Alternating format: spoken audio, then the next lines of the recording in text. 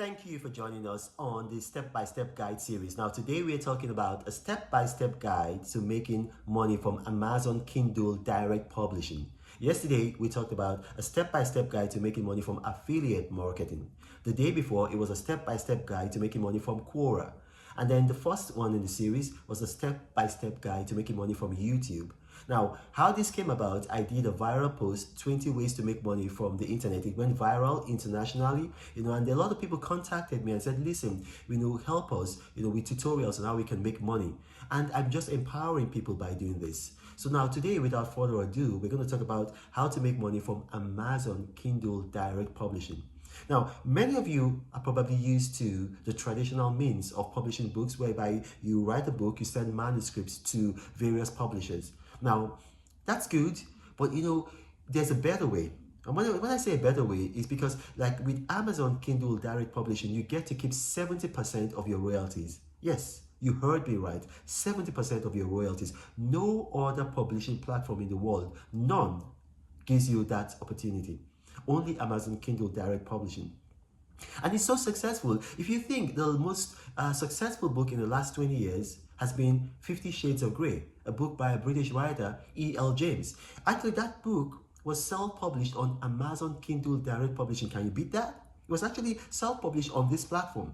And, it's gone on to become the fastest selling paperback book of all times, bar none. Since this world was created, that's the most successful paperback book. And it's also going to break other records. It's going to break other records, that there's still time for that.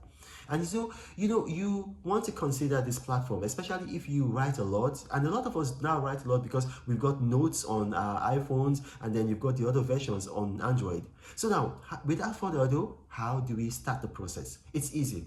So all you need to do, you want to go to kdp.amazon.com. kdp.amazon.com. So like Kilo, Delta, Papa, .amazon.com. Now, somebody sent me an email. It says, why do you spend so much time repeating keywords, email, websites, email addresses? The reason is because I have a lot of visually impaired viewers. And so some of them are outrightly blind, but they can hear. So I want to make this platform, open it up for everybody. I don't want to exclude anybody at all. Okay, so you go to kdp.amazon.com, and then you have two options. If you already have an Amazon account, you want to click on sign in. So you can sign in to Amazon Kindle Direct Publishing with your Amazon account. So if you're already buying stuff on Amazon, you have an Amazon account, you can sign in with that. If you don't have an Amazon account, that's all right. Just click on sign up. So you choose the sign up option, not the sign in option, the sign up option. Now, the next thing is that you just create your Amazon Kindle Direct Publishing account. It's so easy. You're going to see the tab there, just create. It's just easy. It's easy peasy Japanesey. You can do it. Now, when you've done that, you now go on the tab that says add a new Kindle book. Add a new Kindle book. So you're going to see that there's a tab for that, or a button for that, or whatever you want to call it. Add a new Kindle book. So you click on that, and then the first thing it tells you is enter your book title and subtitle. Now, I'm going to pause here. You have to remember, we live in a social media age where the attention span of a lot of people is not very long.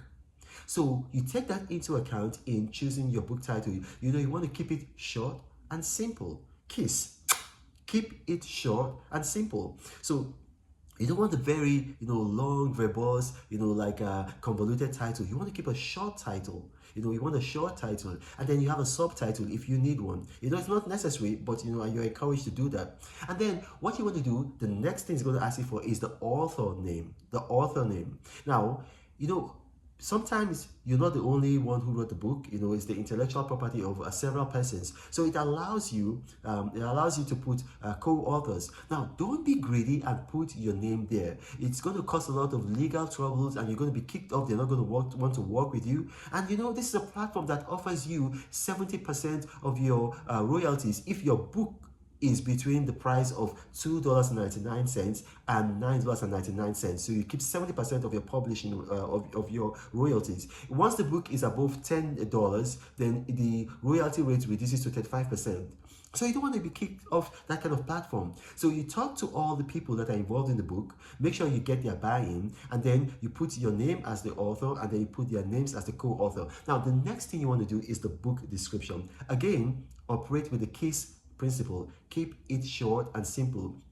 Go direct to the point. Make it punchy. People don't have the attention span to read long, verbose, convoluted things. So you're writing for the public. You're not writing for yourself. So you have to make sure that you do what is going to be suitable for them. So keep it short and simple. Very short book description. Now, the next thing you want to do is you verify your publishing rights. Now, what this means is that you're telling Amazon that I have the right to publish this book. So basically you're indemnifying them. So if somebody comes along the way and sues them, then they can now, take action against you, and that other person can take action against you. So you want to be careful. If you don't have the right, do not click on that. So when you've done that, you want to choose 2 categories. Now, basically, what I encourage people to do, you don't have to do this. It's worked for me, but you don't have to do this. Choose 2 categories. Choose a major category and choose like an obscure category.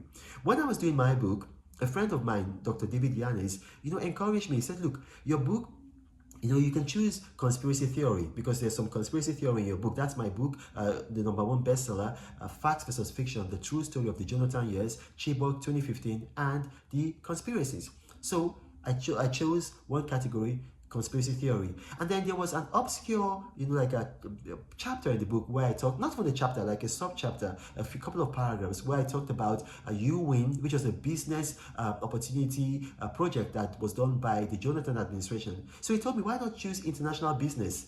I said, okay, well, I just chose that. Guess what? My book became a #1 bestseller instantly on the day it was published on international business, just on that category, international business. And that's very obscure. And then eventually became a #1 bestseller on conspiracy theory. But first, it peaked on the international business category on the same day of publishing. So I encourage you to do that.